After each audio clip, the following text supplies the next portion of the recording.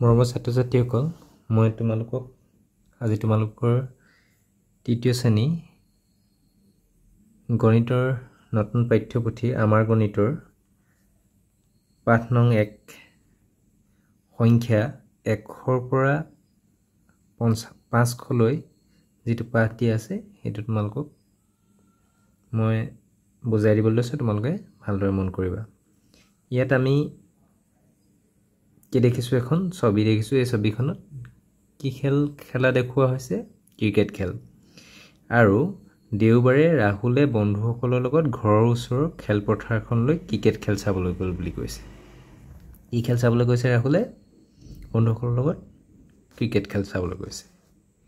এতিয়া চোৱা, খেলখনত বিভিন্নগৰাকী খেলুৱৈ অৰ্জন কৰা ৰান তলত দিয়া ধৰণৰ।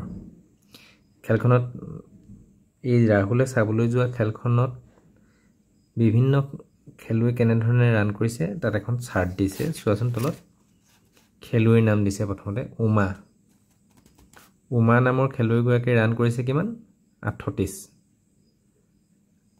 প্ৰথমতে সংখ্যাৰে লিখিছে 38 আৰু আখৰেৰে লিখিছে কেনেকৈ হ'ব? 38। আ মূৰ্ধন্য ঠ তৰেত্ৰ তাত হছইকে তালু ব্যহ 38। ইয়াত জন নামৰ খেলুৱৈজনে কিমান কৰিছে? 10। আমিতো আখৰে লিখিলে 10টো কেনেকৈ হ'ব? দন্তীয় দ হ 10। তাৰপিছত নিবেদা নামৰ জন নামৰ ছোৱালীগৰাকীয়ে কিমান কৰিছে?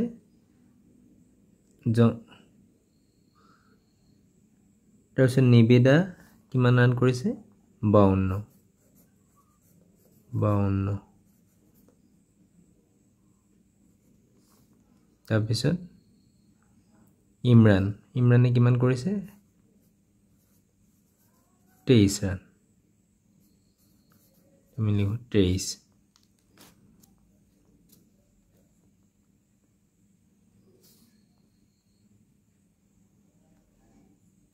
আৰু কনকে কিমান কৰিছে? 64 ৰান।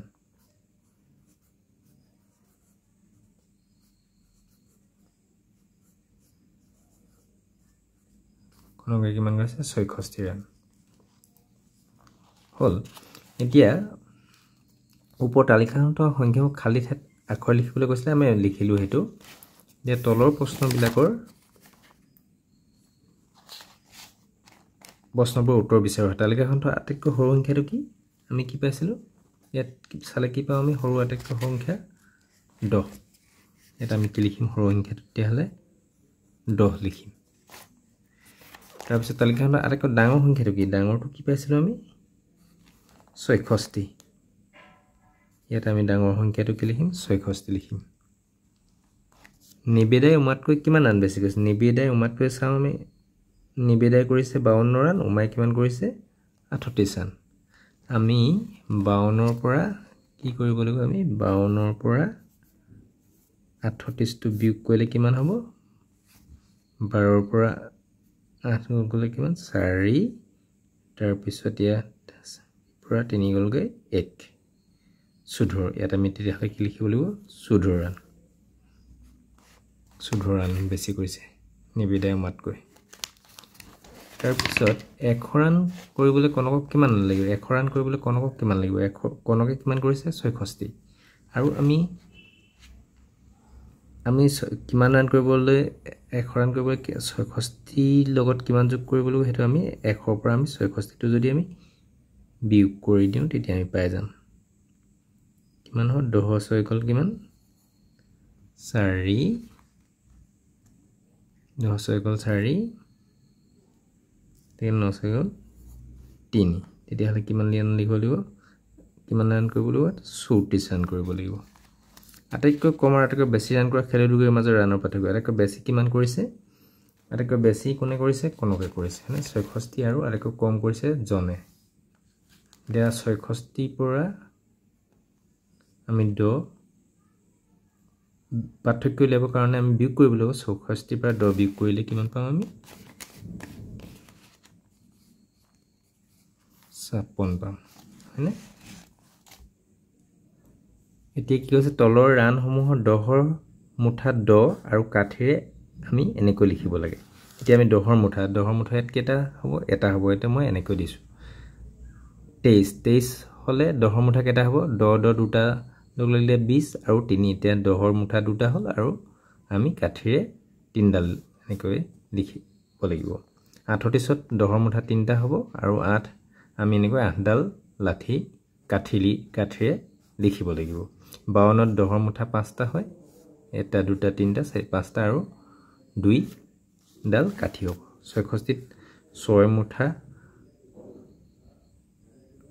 দহৰ মুঠা 6টা হ'ব আৰু 6 ডাল কাঠি হ'ব হয়নে এতিয়া তালিকাত থকা ৰানসমূহ ঊৰ্ধ্বক্ৰম আৰু অৰ্ধক্ৰমত চাওঁ ঊৰ্ধ্বক্ৰম আৰু অৰ্ধক্ৰম ঊৰ্ধ্ব মানে সৰুৰ পৰা ডাঙৰলৈ যোৱাটো এতিয়া 10ৰ পিছত কিমান ৰান কৰিছিলে 23ৰ পিছত ডাঙৰটো কি 38ৰ 52ৰ পৰা 66 ঠিক তেনেধৰণে 66ৰ আকৌ ডাঙৰ নহয় এতিয়া ডাঙৰৰ পৰা এনেকৈ ডাঙৰৰ পৰা এনেকৈ সৰুলৈ যিটো সজ্জা সেইটো কোৱা হয় অৰ্ধক্ৰম বুলি কোৱা হয়নে অৰ্ধ মানে তললৈ যোৱা ডাঙৰৰ পৰা আমি সৰুলৈ আমি সজাই যাব লাগিব তলৰ সংখ্যাবোৰ অৰ্ধক্ৰমত সজোৱা অৰ্ধক্ৰমত হলে কি কয় ইয়াত কি নেগেটিভ আছে ডাঙৰৰ পৰা সৰুলৈ আটাইতকৈ ডাঙৰ কোনটো হয় 55 ই সজ্জাটো তাতকৈ ডাঙৰটো কোন হ'ব 55 তাৰ পিছত কি হ'ব 40 তাৰ পিছত কি হ'ব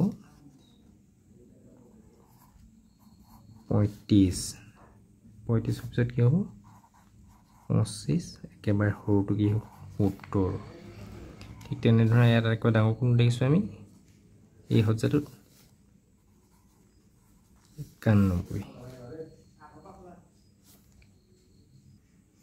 তাৰপিছত কি হ'ব 35 35ৰ পিছত কোনটো ডাঙৰ হ'ব 29ৰ পিছত কোনটো ডাঙৰ 21 একেবাৰে সৰুটো কি হ'ব 11 অৰ্থাৎ অৰ্ধক্ৰম মানে আমি ডাঙৰৰ পৰা সৰুলৈ সজাব লাগিব তাৰপিছত তলৰ সংখ্যাবোৰ ঊৰ্ধ্বক্ৰমত মানে সৰুৰ পৰা ডাঙৰ আটাইতকৈ এটা সৰু কি হ'ব এই সজ্জাটো 8টো আটাইতকৈ সৰু তাৰপিছত কি হ'ব আমি লিখিব লাগিব 8ৰ পিছত কোনটো এটা 15ৰ পিছত কি হ'ব 29 30ৰ পিছত 31 একেবাৰে ডাঙৰটো কি হ'ব 92 ইয়াত কি হ'ব সৰু কি হ'ব আটাইতকৈ সৰু 24 31 64টো হ'ব 90 99 এনেধৰণে হ'ব হয়নে নিশ্চয় তোমালোকে পাঠটো বুজি পালা আজি পাঠ ইমানতে সামৰিছোঁ পুনৰ অন্য এটা পাঠৰ সৈতে পুনৰ লগ হ'ম ধন্যবাদ